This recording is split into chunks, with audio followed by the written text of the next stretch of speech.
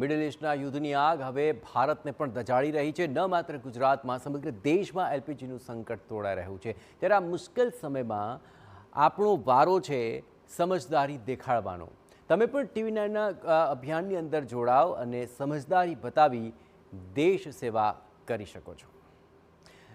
સમગ્ર દેશમાં હાલ એલપીજી સિલિન્ડરનું આ સંકટ વર્તાઈ રહ્યું છે અને ત્યારે આપણી એ જવાબદારી બને છે કે આ સંકટના સમયમાં આપણે નાના નાના પગલાં લઈ લઈએ તો મોટું યોગદાન થઈ જશે। જેમ કે હાલ દેશમાં ગેસની અછત છે અને આપણે રસોઈમાં કેટલીક એવી ટિપ્સ પણ અપનાવી શકીએ કે જેના થકી આપણે રાંધણ ગેસની બચત કરી શકીએ। એટલું જ નહીં, દેશની સેવા પણ એ અર્થે થઈ શકે। એક વાત સમજી લઈએ કે હાલ દેશમાં ઇલેક્ટ્રિસિટીનું કોઈ સંકટ નથી, ત્યારે આપણે રસોઈ બનાવવાના વિકલ્પો અંગે પણ વિચાર કરી જ શકીએ છીએ। જો બધા લોકો સાથે મળીને પ્રયત્ન કરશે તો જરૂરથી આ સંકટને હળવું કરી શકાશે। ગેસ બચાવો અભિયાન આપણા દ્વારા આ અભિયાનને વેગ મળે, દેશને આ મોટા સંકટમાંથી બહાર લાવવામાં મદદ મળે તે માટે આ પ્રયત્નો કરવા રહ્યા।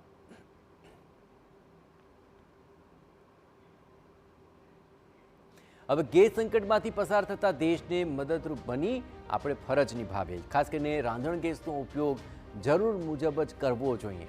રાંધણ ગેસ બિલકુલ વેડફાય નહીં, તેનું ખાસ ધ્યાન રાખવી એ આપણી ફરજ છે।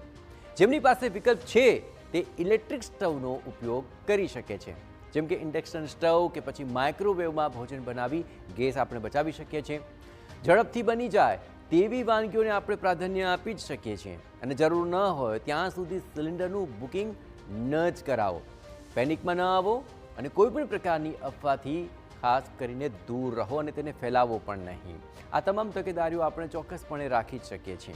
અને હવે નજર કરીએ કે કઈ રીતે ગેસ બચાવી શકાય। રસોઈ બનાવવા માટે શક્ય હોય ત્યાં સુધી પ્રેશર કુકરનો ઉપયોગ કરવો જોઈએ અને આ પ્રેશર કુકરના ઉપયોગથી સમય અને ગેસ બંનેની બચત થઈ જશે। દાળ, ભાત કે શાક બનાવવા પ્રેશર કુકરનો ઉપયોગ એ સૌથી શ્રેષ્ઠ છે। ભોજન બનાવતા પહેલાં દાળ ચોખા જેવી સામગ્રીને પલાળીને રાખવી જોઈએ, જેથી તે ઓછા ગેસમાં અથવા ઓછી ઉર્જામાં જ ચડી શકે। પલાળેલા અનાજ ઝડપથી બની જશે અને ગેસ પણ ઓછો વપરાશે।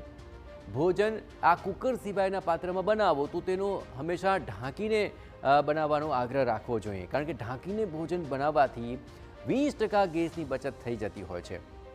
રસોઈ ધીમા તાપે જ બનાવવી જોઈએ અને તેનાથી પણ 25% ગેસની બચત થઈ જતી હોય છે। સ્ટવનું બર્નર ગંદુ ન હોય તેનું આપ ખાસ ધ્યાન રાખો, કારણ કે તેનાથી પણ જે ગેસ બરબાદ થાય છે તેનાથી આપણે બચી શકીએ છીએ અને ગેસને પણ આપણે ઓછો ઉપયોગમાં આવે તેવો પ્રયત્ન કરી શકીએ છીએ। આ તમામ એવી જાણકારી છે કે જો તે અપનાવે તો ચોક્કસપણે આપણે ગેસની બચત કરી શકીએ છીએ અને દેશની સેવા પણ થઈ શકે છે। હાલ રોકાઈશું એક બ્રેક માટે।